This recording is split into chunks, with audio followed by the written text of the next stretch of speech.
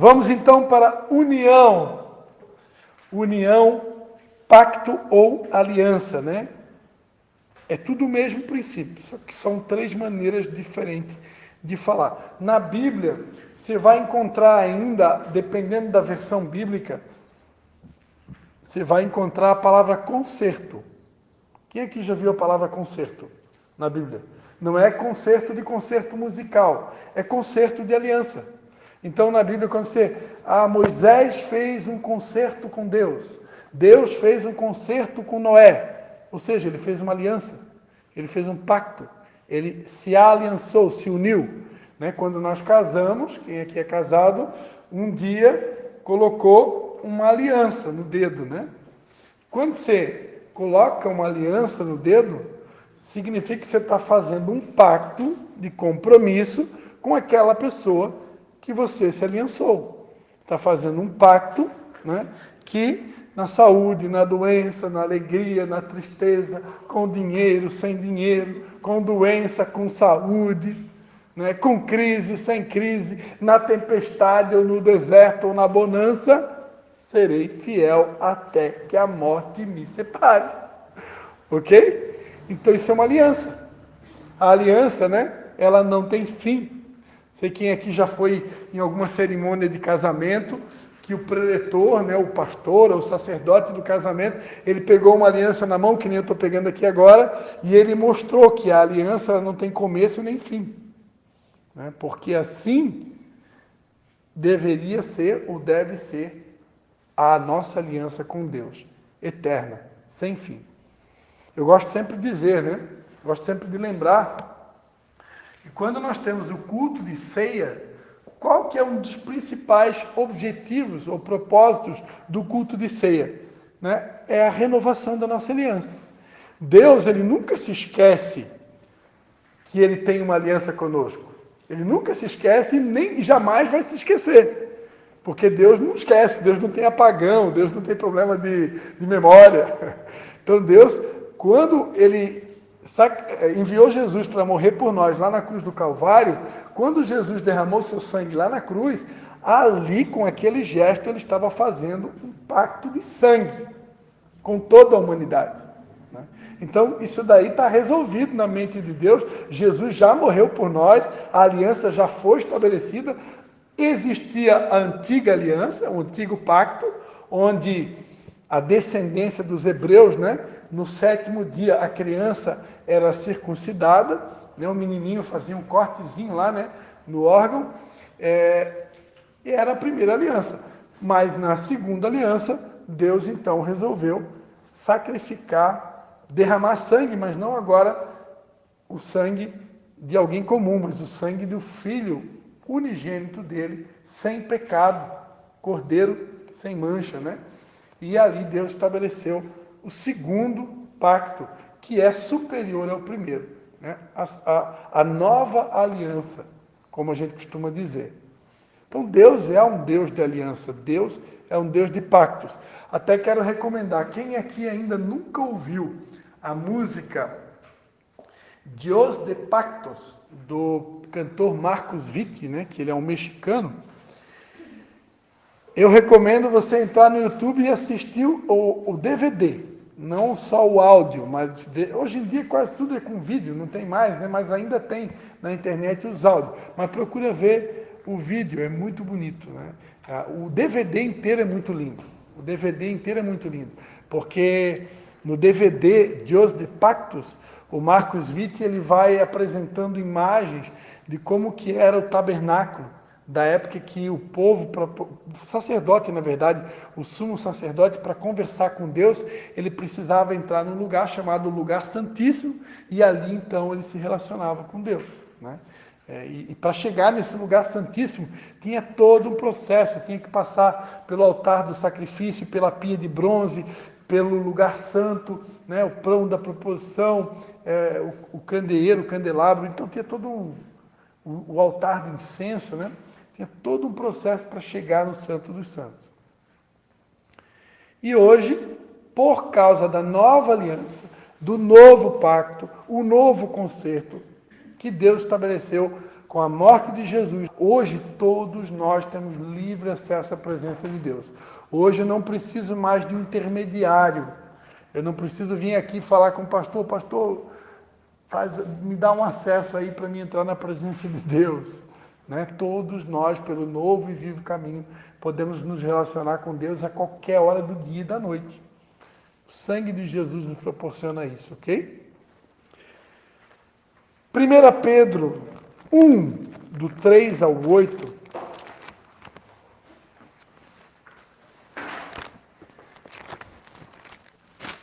Primeira Pedro 1, do 3 ao 8, a palavra de Deus vai dizer: Bendito seja o Deus e Pai de nosso Senhor Jesus Cristo, que segundo a sua grande misericórdia, nos gerou de novo para uma viva esperança, pela ressurreição de Jesus Cristo dentre os mortos, para uma herança incorruptível, incontaminável e imarcessível, guardada nos céus para vós, que pelo poder de Deus sois guardados mediante a fé para a salvação preparada para se revelar no último tempo. Nisto vos exultais, ainda que no presente, por breve tempo, seja necessário sejais contristados por várias provações. Essas provações são para que a prova da vossa fé, muito mais preciosa do que o ouro que perece, embora o fogo, redunde para louvor e glória, honra na revelação de Jesus Cristo. Embora não tendes visto, o amais, e embora não o vedes agora, credes nele e exultais com gozo inefável e cheio de glória. Então, união, ato ou efeito de unir, adesão, fusão, contato, aliança, casamento, tudo isso são expressões que remetem à palavra união. Então, quando você se une a alguém, você está fazendo um pacto, uma aliança, né? É uma promessa. Isso tudo está ligado a uma palavrinha muito conhecida aqui no Brasil, chamado contrato. Quando você vai fazer uma aliança com seu cônjuge, você vai casar, a legislação brasileira exige que você vá até um cartório, né? Então, basicamente, você está fazendo um contrato, é um contrato de casamento, onde você vai assinar um documento. Então, o casamento ele é um contrato. Né? E você escolhe se você quer casar em regime total de bens, parcial de bens, né? Tem toda aquela questão. Então,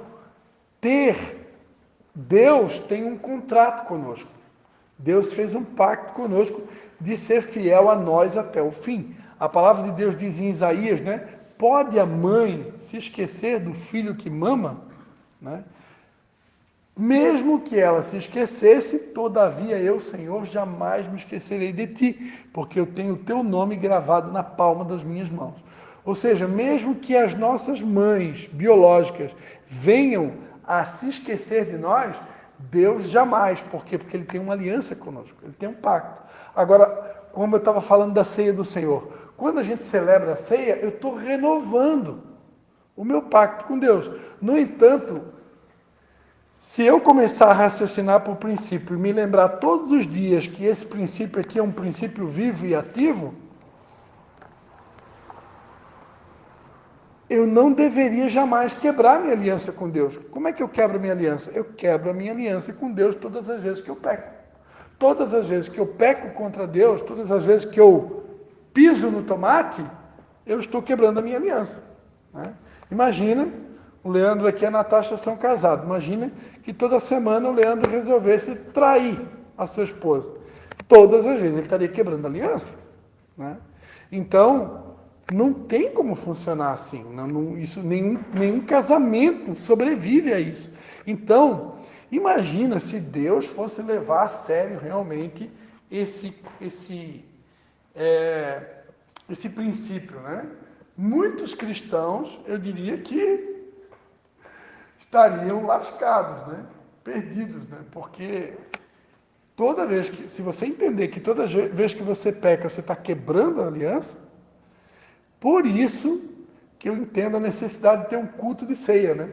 Porque é aquele dia específico onde você vai refrescar a memória de todo mundo. Ó, não esqueça, você tem uma aliança comigo. Deus falando, né? Você tem um pacto. Você não pode sair por aí vivendo de qualquer maneira, aprontando. Nós temos uma aliança. Meu filho Jesus morreu por vocês. E agora? Vamos se comportar de qualquer maneira? Vamos agir de qualquer jeito? Vamos sair pecando de qualquer maneira? Assim, a lá vão ter?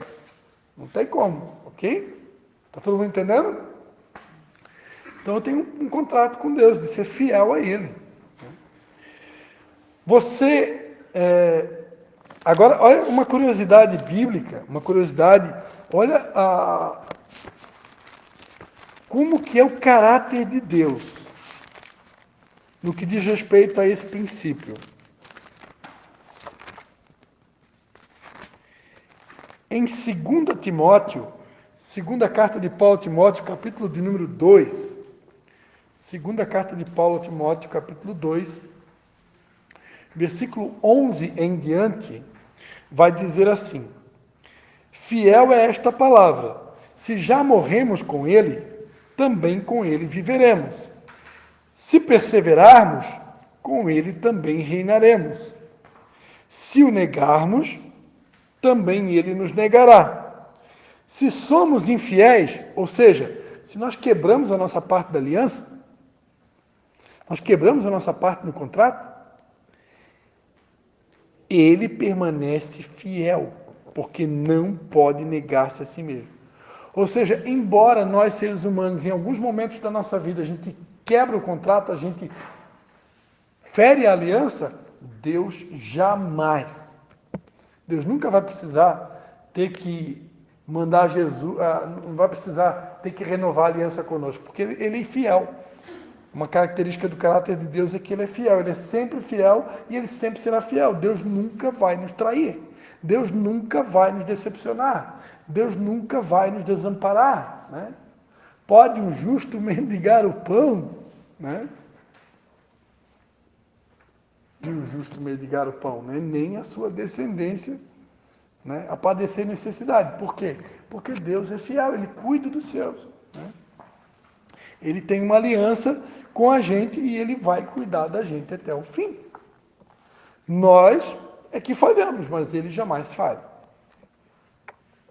Você já parou para admirar como Deus é criativo? Quantas espécies de animais existem? E os vegetais, as formas, as cores, os aromas, os sabores, são realmente fantásticos e nenhum é igual ao outro. Mas todos, para subsistirem, precisam estar em harmonia, né? Em aliança, vivendo em conjunto. Uns dependem dos outros para viver. Algo muito lindo, não sei quantos estão presenciando isso, eu imagino que quem aqui é atento e ligado já deve ter caído a ficha o que Deus está fazendo no Brasil hoje com toda essa situação política, né? Ontem à noite eu vivi na pele isso que eu vou falar para vocês agora, essa união que está acontecendo entre todos os cristãos, inclusive católicos evangélicos, né? Evangélicos católicos, que durante muito tempo andaram meio que separados. Ontem eu fiquei ali para aproximadamente uma hora e meia, no tiro de guerra, lá em Brusque. Eu estava vindo de uma palestra, fui convidado para dar uma palestra lá em Rio do Sul, para empresários, um treinamento da nossa empresa, e eu resolvi parar ali, e fiquei ali conversando com eles ali um bom tempo. E ali tinha um irmão católico, né, que começou a fazer várias perguntas para nós. A maioria que nós estávamos ali evangélicos, e tinha um irmão católico ali que começou a perguntar, queria tirar algumas dúvidas e tal. E nós começamos a responder. E ali a gente teve um diálogo, um relacionamento, um bate-papo muito agradável, muito bacana. E eu entendo que esses relacionamentos, esses diálogos, eles vão contribuindo para que cada vez mais as nossas diferenças sejam minimizadas. Pastor, tem algum lugar na Bíblia que diz que isso vai acontecer? Essas diferenças vão desaparecer? Tem um lugar na Bíblia. Onde é que está escrito isso? Isaías capítulo 40. Né? Isaías capítulo 40 diz assim, ó, versículo 3, voz do que clama, né? Teve uma pessoa que me corrigiu essa semana. Eu não sou a voz do deserto, mas eu sou a voz do que clama. É o pastor Alessandro, da igreja Amor Imensurável, lá de Nova Trento, né? Voz do que clama no deserto, preparai o caminho do Senhor, endireitai no ermo a vereda a nosso Deus. Todo vale será exaltado, e todo monte e todo outeiro serão abatidos. O que é tortuoso será endireitado, o que é escabroso, aplanado. A glória do Senhor se manifestará, e toda a humanidade juntamente a verá, pois foi a boca do Senhor que o disse. Ou seja, enquanto essa palavra estiver sendo pregada na terra, as diferenças vão cada vez mais serem minimizadas. Porque houve uma oração lá no Evangelho de João, capítulo 17, que foi ouvida lá no trono por Deus. Antes de Jesus subir aos céus, ele orou: Pai, que todos sejam um, como eu e tu somos um, para que o mundo creia que tu me enviaste. E eu tenho certeza que Deus já ouviu essa oração, Deus recebeu, e Deus lá do céu, ele está dando ordens, está comandando o universo, o planeta Terra, e ele está, através dos seus profetas, dos seus servos, né? Apóstolos, profetas, pastores, mestres, evangelistas, a palavra está sendo pregada, e à medida que vai passando o tempo, essas diferenças vão sendo cada vez mais minimizadas, até que todos nós, de fato, de verdade, de direito, nos tornemos um com Jesus. E aí não haverá mais diferenças. O princípio da individualidade vai continuar existindo, nós vamos continuar sendo pessoas únicas. No entanto, essas diferenças de fé, de credo, de crenças, contribuem mais para nos unir do que nos unir, né? A tendência é que elas vão sendo. Eu creio nisso e eu diria que assim, o meu ministério é lutar por isso. Eu tenho um chamado específico da parte de Deus, posso dizer sem medo, de lutar pela unidade, de lutar pela união da igreja. Eu acredito que nós fazemos parte de uma só família e não há por que ter divisões, né? Imagina Deus como pai, ver um monte de filho, ou imagina você que é pai e mãe, imagina na tua mente você ter vários filhos e eles tudo dividido, tudo separado, tudo guerreando por interesses, por crenças, pensamentos, valores. Poxa, isso ia trazer muita tristeza para o coração desse pai e dessa mãe, né? Ver os filhos todos divididos. Então, Deus não é diferente, né? Eu imagino que Deus se entristece por demais ao olhar aqui para a terra e ver tanta divisão, né? E graças a Deus, essa política aí, essa situação que está acontecendo tem contribuído, né, para que o povo de Deus, os cristãos, se unam cada vez mais. Se essa união já tivesse acontecido há mais tempo, talvez nós teríamos tido resultados bem diferentes. Embora todos aqui sabem, né, que há uma grande probabilidade realmente de se ter tido fraude nas urnas, né? Então, agora, se não tivesse, se a gente descartar essa possibilidade, a verdade é que se essa união tivesse consolidada, nós teríamos resultados bem diferentes, né? Até mais expressivos, né? Na direção de alguns candidatos. Está todo mundo me entendendo, né? Então, Romanos 12, 5, o apóstolo Paulo diz que, mesmo sendo muitos, somos um corpo em Cristo e membros uns dos outros. O que isso quer dizer? Que precisamos uns dos outros. Que, apesar de sermos diferentes, necessitamos uns dos outros e precisamos respeitar uns aos outros como parte do corpo de Cristo. 1 Coríntios 12, tá? É um texto que eu não vou ler aqui agora, mas eu recomendo que leia, né? É um texto bem conhecido, onde a Bíblia vai dizer que nós fazemos parte de um corpo. E Deus colocou os membros no corpo, cada um como Ele quis, né? E o olho não pode dizer que não precisa da cabeça, a cabeça não pode dizer que não precisa do pé, o pé não pode dizer que não precisa da mão, a mão não pode dizer que não precisa do nariz, né? Então, o fígado não pode dizer que não precisa do coração, o coração não pode dizer que não precisa do pulmão.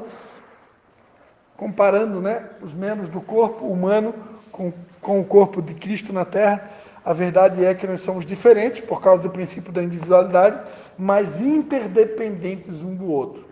E por isso a necessidade da gente se unir. Quando a gente se une, a gente ganha força e a gente cumpre propósito. Separados, nós perdemos força e não cumprimos o propósito. O que é mais fácil? Carregar um peso sozinho ou dividi-lo com alguém? Pergunta óbvia, né? O que é mais fácil? Eu mesmo machuquei o meu ombro, né? Eu fui ajudar a desobstruir uns galhos que estavam trancando uma cachoeira de um sítio que a gente foi participar de uma confraternização. Aí eu, um outro irmão e um jovem, né, em 3 a gente foi tentar tirar aquela montoeira de galho ali trancado debaixo da areia e eu quase não, machuquei bem feio meu ombro de tanta força que eu fiz para tirar aqueles galhos, porque eu quis pegar a parte mais pesada, né? Eu entrei 2 semaninhas na academia, eu achei que eu já podia fazer, eu achei que eu já era o Rambo, e aí me ferrei, né? Porque eu não sou o Rambo, né? Mas a gente conseguiu, limpamos o canal do riacho, né? Então, não limpamos tudo, mas tiramos uma boa parte. A verdade é que se a gente tivesse mais pessoas, nós estávamos ali em 3, né? Depois chegou mais um irmão para ajudar, aí fomos em 4. Mas imagina, se a gente pega ali uma equipe de 10 pessoas, 12, né? Para desobstruir aquele riacho ali que estava trancado por galhos e tal. Numa equipe, o trabalho seria muito mais rápido, né? Isso fala da força da união. Menos pessoas, mais difícil. Isso vale para uma empresa, vale para a igreja, vale para tudo, né? É claro que é mais fácil quando dividimos as cargas com alguém. Moisés descobriu isso na batalha contra Amaleque. Cada vez que Moisés levantava os braços, Israel vencia. Mas quando seus braços cansavam e ele baixava, Israel era vencido. Vendo isso, Arão e Hur colocaram uma pedra para que ele se sentasse e ambos segurassem as suas mãos para que não baixassem. E assim Israel venceu a batalha. Essa história está em Êxodo, capítulo de número 17. Êxodo, capítulo de número 17, a palavra de Deus vai dizer que estava havendo uma guerra, né? E se você vai ler ali a partir do versículo 8, que é a guerra contra Amaleque, né?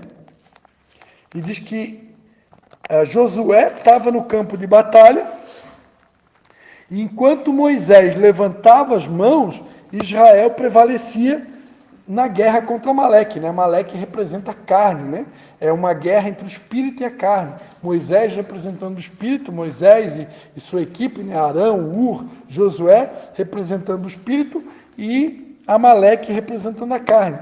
Então, à medida que Moisés levantava os braços, Israel prevalecia. À medida que Moisés ia abaixando os braços, né, por causa do cansaço, Amaleque prevalecia. Aí o que acontece? Arão e Hur, Arão, irmão de Moisés, né? Um segurou um braço de Moisés, o outro segurou o outro, colocaram ele sentado numa pedra que representa Cristo, né? A pedra fundamental da construção.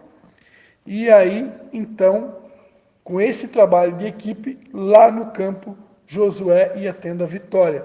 E assim, eles venceram a batalha, e ali Moisés está e declarou, né? O Senhor é a minha bandeira, né? Jeová Nissi. Pois mãos foram levantadas ao trono do Senhor, o Senhor fará guerra contra Amaleque de geração em geração. Então a verdade é que quando a gente trabalha em equipe, em união, em aliança, né? Aliançados, nós temos força. Tem até um livro, para quem gosta de ler e quer se aprofundar sobre o assunto. Eu tive a oportunidade de ler um livro chamado A Força dos Pactos com Deus.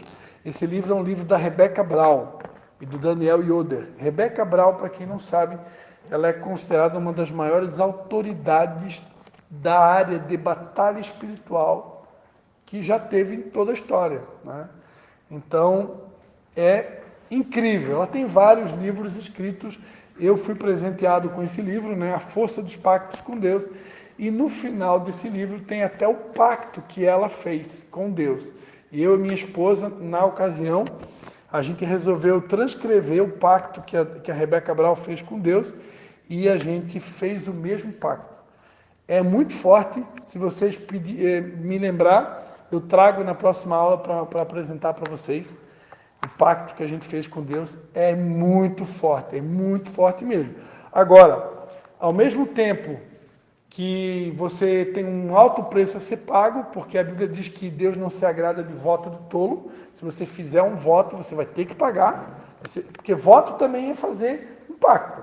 Faz um voto é a mesma coisa que um compromisso, é um contrato, é uma aliança.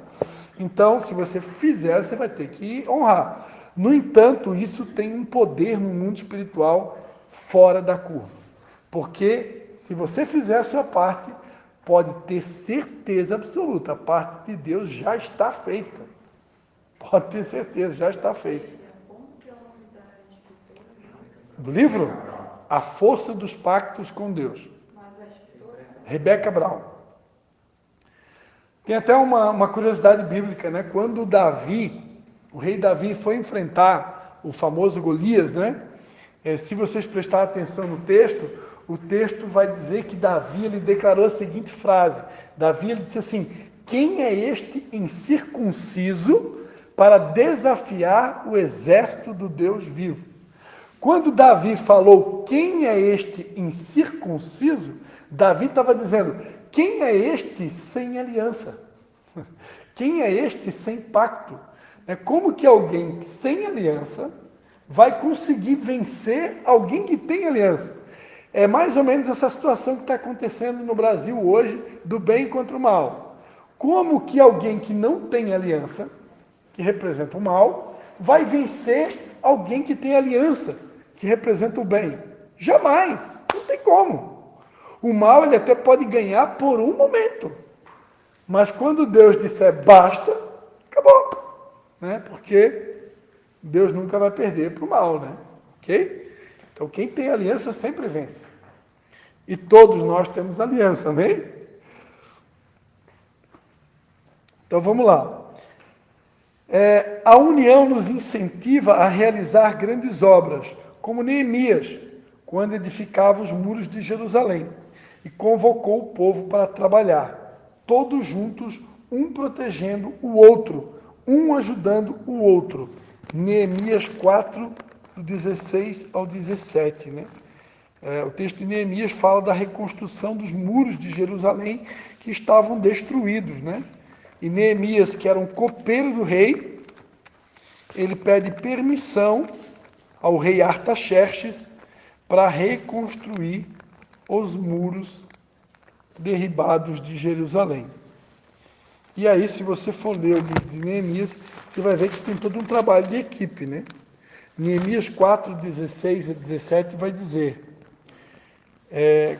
daquele dia em diante, metade dos meus homens trabalhava na obra, enquanto a outra metade empunhava lanças, escudos, arcos e couraças. Os chefes estavam por detrás de toda a casa de Judá, que edificava o muro. Os carregadores que levavam as cargas, cada um com uma das mãos fazia a obra e com a outra segurava uma arma. Então aqui a gente vê todo um trabalho de equipe, né? Então ali tinham pessoas segurando lanças, outros escudos, outros arcos, outros couraças, outros estavam carregando cargas. Então foi todo um trabalho de engenharia, né? Na construção de um muro, um trabalho de equipe, onde cada um tinha uma função, e ali a Bíblia vai dizer, se eu não me engano, foram 52 dias eles unidos num só propósito de reconstruir os muros, eles concluíram o muro de Jerusalém. Né? Para quem não sabe, muro fala de proteção. E muro também está ligado à palavra aliança. Né? Quando você está unido, uma equipe unida, por exemplo, uma igreja unida, vamos pegar aqui um exemplo, uma igreja unida. Quando você consegue, né, quando um casal de pastores consegue formar uma equipe unida, essa equipe unida que está aliançada, está compromissada com o reino, ela forma um muro de proteção. Né? E esse muro de proteção, ele vai impedir que ataques externos, né, vozes do inimigo, destruam esse amor, essa amizade, essa união. E quando esse amor, essa amizade, essa união, ela existe de fato, não tem nada que destrói, é que nem um casamento. Quando no casamento existe respeito, amor, reciprocidade, carinho, não tem ninguém que destrói esse casamento. Agora, se essas coisas forem apagadas, aí já fica um pouco mais delicada essa situação, não é? Salmo 133, né? Ó quão bom e quão suave é que os irmãos vivam em união. Né? A Bíblia diz que ali o Senhor ordena a bênção e a vida para sempre. O princípio da união, ele é acompanhado da promessa de bênção, né? Quando existe, de fato, esse princípio estabelecido, Deus promete estabelecer a bênção, né? Derramar a bênção. Eu coloquei aqui, anotei no meu livro, quando eu estudei e me formei em administração de empresas, eu tive a oportunidade de ter um colega de sala de aula que me marcou. O nome dele era Nicolau Hasman. Ele era diretor de produção da Bittner. Quem lembra da Bittner? Quem aqui já teve uma toalha felpuda da Bittner, né? Ou da Kremer, ou da Felpudos Fênix, ou da... como é que chama lá? Da Teca. Quem lembra da Teca, né? E o Nicolau, uma vez ele contou para nós em sala de aula que antes dele assumir a função de diretor de produção da Bittner, havia um outro diretor de produção antes dele. E esse diretor de produção era extremamente mais capacitado do que ele. A pessoa tinha muito mais estudo, muito mais capacidade. Só que quando o Nicolau entrou para assumir a diretoria de produção da Bittner, naquela ocasião, isso tem muitos anos atrás, tá? Que isso aí, acho que a Bittner nem funciona mais, né? Eu acho que não, né? Acho que não funciona mais, né? Ficava lá no bairro Bateias, em Brusque, né? E ele conta que quando ele assumiu, a produtividade da empresa quase que dobrou ou triplicou. E aí ele contou, olha, eu não tinha tanta capacidade como aquele diretor anterior, eu não tinha tanto conhecimento, eu não tinha nenhuma faculdade, né, porque ele estava ainda estudando, quando a gente estava cursando a administração de empresas. Só que o Nicolau comentou com a gente o seguinte, o Nicolau ele tinha a habilidade de unir os funcionários. Ele tinha a habilidade de criar um ambiente de comunhão, um ambiente de amor e de respeito na equipe. E isso fazia com que aquela equipe trabalhava muito mais, produzia muito mais do que o anterior.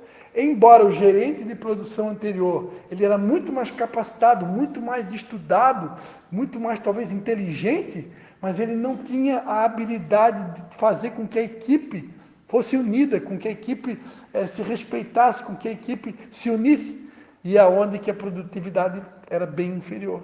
Né? Então, olha só o poder desse princípio, o poder da união. Tem pessoas aqui que são empresários, né? Que têm funcionários, deve saber muito bem do que eu estou falando. Pega uma equipe, tudo desunido, cada um puxa para um lado, outro puxa para o outro. Pega aqui a igreja. Um puxa para um lado, outro puxa para o outro.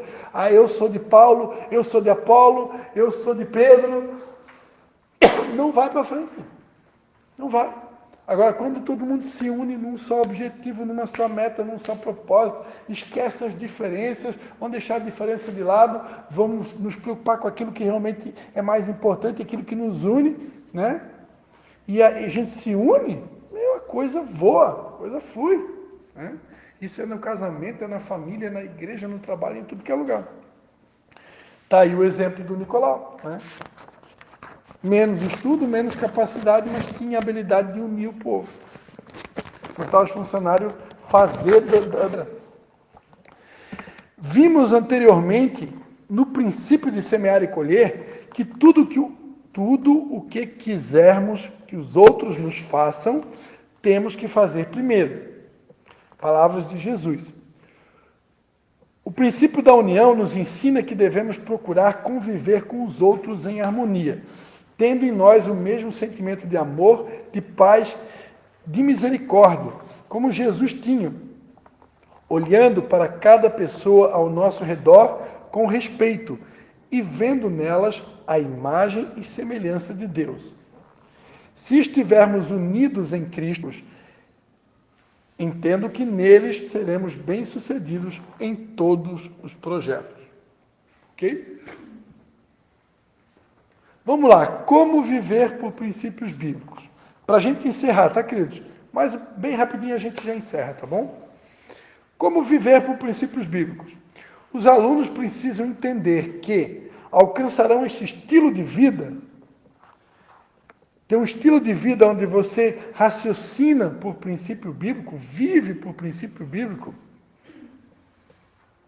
nós vamos precisar entender que para alcançar esse estilo de vida, nós vamos precisar cumprir pelo menos 2 passos relacionados. Pelo menos 2.